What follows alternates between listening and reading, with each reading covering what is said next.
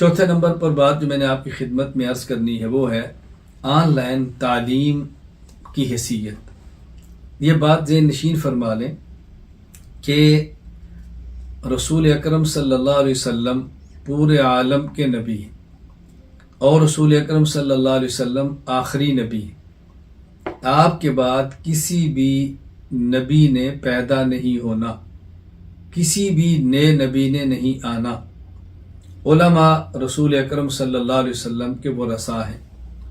علم نبوت، عمل نبوت، فکر نبوت تمام تر انہوں نے امت کے ہر فرد تک پہنچانے کی کوشش کرنی ہے۔ اب پہلے علم پڑھیں گے اور پھر علم پڑھائیں گے۔ اب علم پڑھنے کے لیے پہلے طریقہ یہ تھا کہ لوگ استاذ کے پاس جاتے تھے، سینکڑوں کلومیٹر سفر کر کے، ہزاروں کلومیٹر سفر کر کے استاذ کے پاس جاتے تھے اور پڑھا کرتے تھے۔ ایک دور تھا اور آج بھی ہے، اس کو آف لائن تعلیم کہا جاتا ہے۔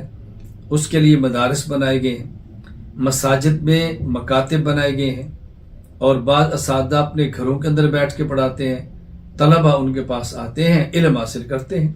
یہ طریقہ بہت مبارک ہے، بہت آسان ہے، لیکن آج حدود بن گئی ہیں، بارڈر بن گئے ہیں۔ ان بارڈروں کو ختم کرنا ہمارے اختیار میں نہیں ہے۔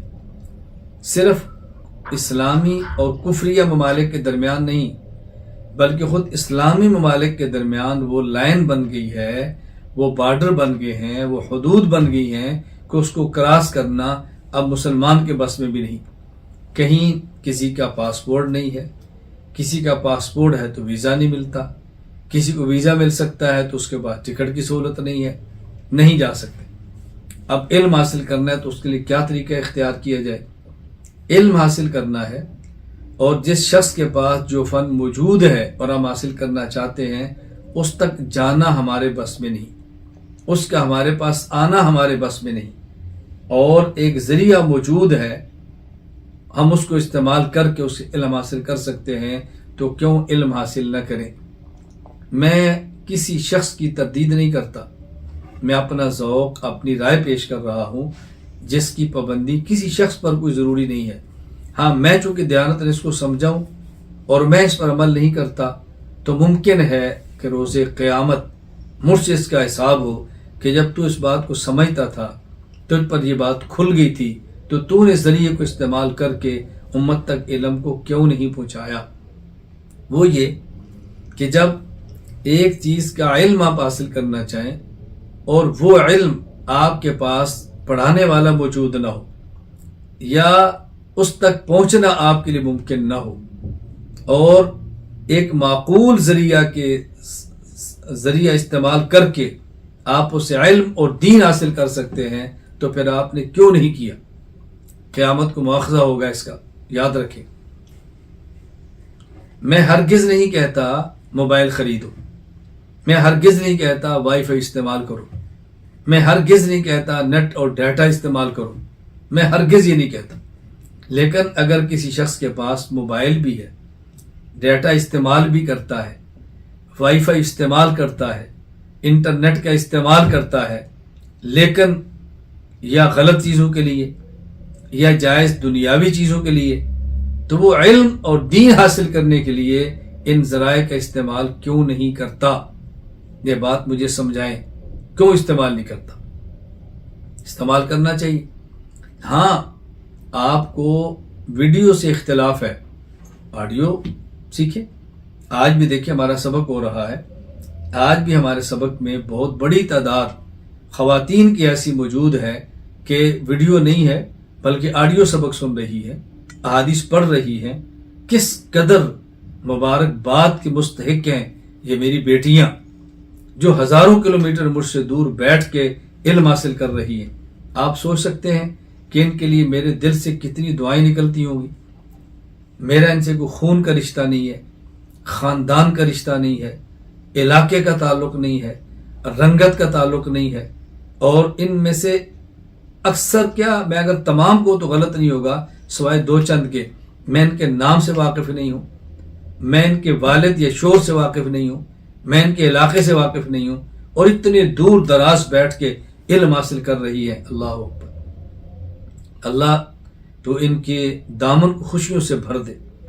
اے اللہ تو ان کی نسلوں کو اپنے مبارک دین کی خدمت کے لیے قبول فرما لے.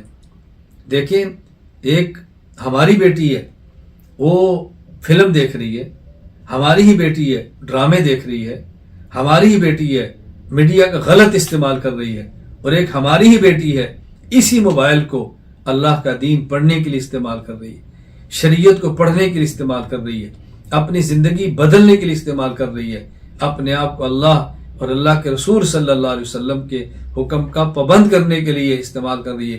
کس قدر یہ مبارک بات کی مستحق. بند کمرے میں بیٹھی ہے، خلوت میں بیٹھی ہے، نہ سر پہ باپ ہے نگرانی کرنے والا، نہ شوہر ہے نگرانی کرنے والا، نہ بھائی ہے نگرانی کرنے والا. بند کمرے میں سارے گناہ کے ذرائع ہونے کے باوجود ان ذرائع گناہ پر لعنت بھیج کے اللہ کے دین کو پڑھ رہی ہے.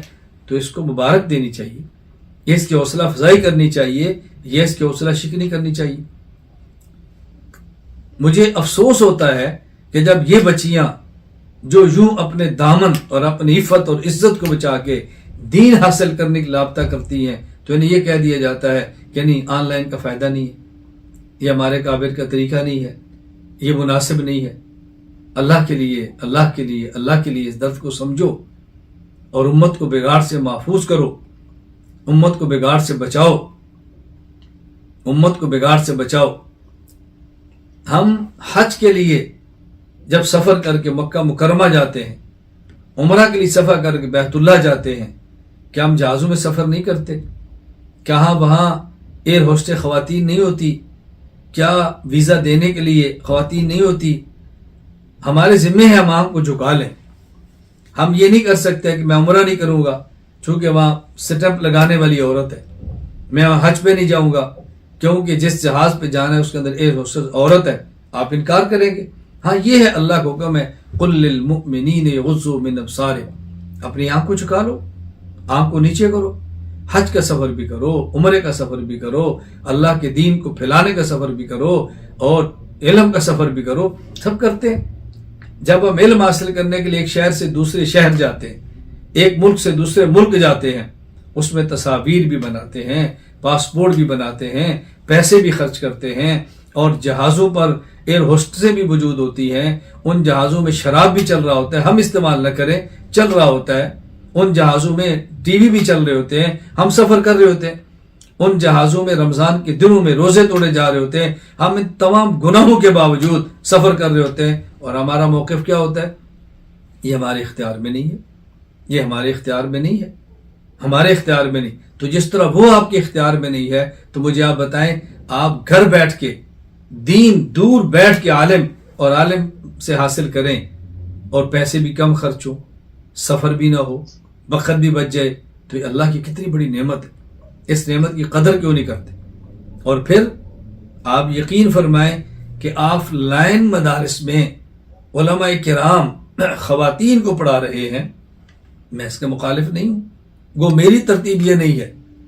میرے یہاں آف لائن اسباق بھی خواتین کو خواتین پڑھاتی ہیں، مرد اساتذہ نہیں پڑھاتے. لیکن جو پڑھاتے ہیں میں ان پر کوئی اعتراض بھی نہیں کرتا، ان کی اپنی رائے ہے. ہمارے یہاں آف لائن پڑھنے والی خواتین کو سبق مرد حضرات نہیں پڑھاتے، خواتین ہی پڑھاتی ہیں. یہ الگ بات ہے کہ ہمارا مشورہ بھی ہے کہ بعض مشکل مضامین اور بعض عقیدے کی اہم مباحث، میراث کے مسائل کسی مرد استاذ کو پڑھانے چاہیے اور خواتین توجہ کے ساتھ آڈیو سنیں اور سبق پڑھیں.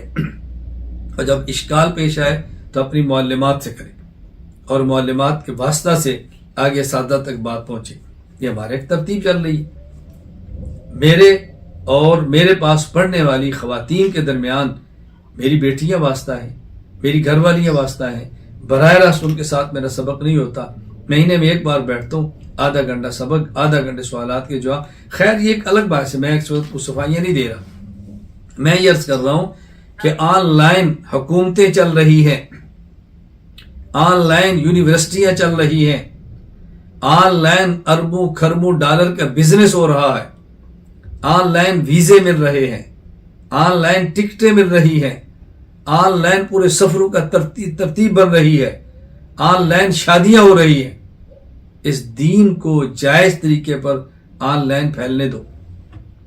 اور یہ میری بات آپ یاد رکھ لیں، آج میں آن لائن کی افادیت پر تنہا ممکن ہے کھل کر گفتگو کر رہا ہوں. آئندہ آنے والے دور میں ایسی ضرورت بن جائے گی کہ ہر مدرسہ اپنی تعلیم کا ایک حصہ آن لائن شروع کرے گا.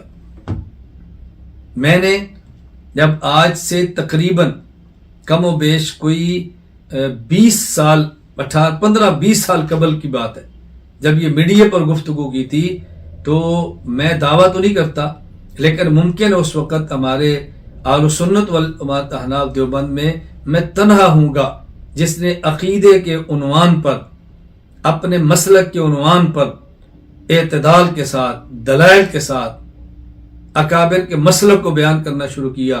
کتنے لوگ تھے جو مخالفت کرتے تھے، کتنے لوگ تھے جو میرے مقابلے میں تھے. میں نے ایک لفظ کبھی زبان سے نہیں نکالا. اس وقت میں جو علماء میرے طرز عمل کو حرام فرماتے تھے، آج مجھ سے زیادہ وہ میڈیا پر موجود ہیں. فالوور ان کے مجھ سے زیادہ ہیں، سننے والے ان کے مجھ سے زیادہ ہیں، اور مجھے کوئی تکلیف نہیں، مجھے خوشی ہے. جو آگے بڑھتا ہے ہمیں اس کے لیے دعائیں کرنی چاہیے، اور دل سے دعائیں کرنی چاہیے. اللہ تعالیٰ مزید محبوبیت اور مقبولیت عطا فرمائے. آج وہ ہے. اسی طرح آن لائن کے عنوان پر آپ یاد رکھنا، یہ ہر مدرسے کی مستقبل میں ضرورت بنے گی. ابھی یہ چند دن قبل کی بات ہے، میری یورپ کا ایک ملک ہے البانیہ، وہاں 4 علماء کرام سے گفتگو چل رہی تھی. تو انہوں نے کہا کہ ہم نے کچھ کورسز شروع کیے تھے اور درمیان میں کرونا آ گیا، ہمیں کورسز بند کرنے پڑے کہ لوگوں کا آنا ذرا مشکل تھا. میں نے کہا مولانا کرونا آیا آپ نے کورسز بند کیے، کرونا آیا تو میں نے کورسز شروع کیے. کرونا کے دنوں میں تو کورسز کرانے اور زیادہ آسان تھے. میں نے کہا جہاں آپ رہتے ہیں، آپ لوگوں کو پیسے دیتے ہیں، خرچ کرتے ہیں، تو ان دنوں میں معاش کا مسئلہ تھا اور روزگار کا مسئلہ تھا اور گھروں میں فارغ بیٹھے ہوئے تھے. اگر ان دنوں میں آپ یہ نظام بنا لیتے کہ ہم آن لائن فلاں کورس کرائیں گے اور جو ہم سے پڑھے گا ہم اس کو فی گھنٹہ 1 یورو دیں گے، فی گھنٹہ $1 دیں گے، فی گھنٹہ £1 دیں گے. آپ بتائیں کہ آپ کے پاس کتنی بڑی تعداد، سینکڑوں کی تعداد میں لوگ پڑھنے میں آتے. گھر بیٹھ کے ان کو معاش کا مسئلہ بھی حل ہو رہا ہے، فارغ بیٹھے ہیں تو دین پڑھ رہے ہیں، تو ان دنوں میں تو آپ کورسز بہت آگے چلے جاتے. انہوں نے کہا واقعتاً مولانا بات ایسی ہے. تو میں نے تو کرونا کے دنوں میں کورسز اٹھائے ہیں، گھر میں بیٹھے لوگ پڑھ رہے تھے. اس فارغ دنوں سے فائدہ اٹھاؤ. ہمارے ہاں ہفتہ اتوار چھٹی ہے، تو ہفتہ اتوار ہم تخصص فی العقائد اسلامیہ کراتے ہیں. بھائی چھٹی ہے تو رات کو 2 گھنٹے ہمیں دے دو. آپ اندازہ فرمائیں کہ میں اور میرے گھر والے یسوع کے سبق پڑھاتے ہیں، تو میرا سبق ہفتہ اتوار ہے. جب چھٹیاں ہیں تو میرا سبق ہے، اور جب دوسرے دن ہے تو گھر والوں کا سبق ہے. اب بتائیں پورے ہفتے کے اندر میرے کون سے دن فارغ بچتے ہوں گے؟ میں صرف تعلیم کے حوالے سے بات کرتا ہوں کہ جو میرے دن پڑھانے کے ہیں وہ گھر والوں کے فراغت کے ہیں، جو ان کے فراغت کے ہیں وہ میرے پڑھانے کے ہیں. اسباق اس کے علاوہ بھی ہیں. میں عرض کر رہا ہوں پورا ہفتہ یہ آن لائن کلاسیں اسی طرح چل رہی ہیں.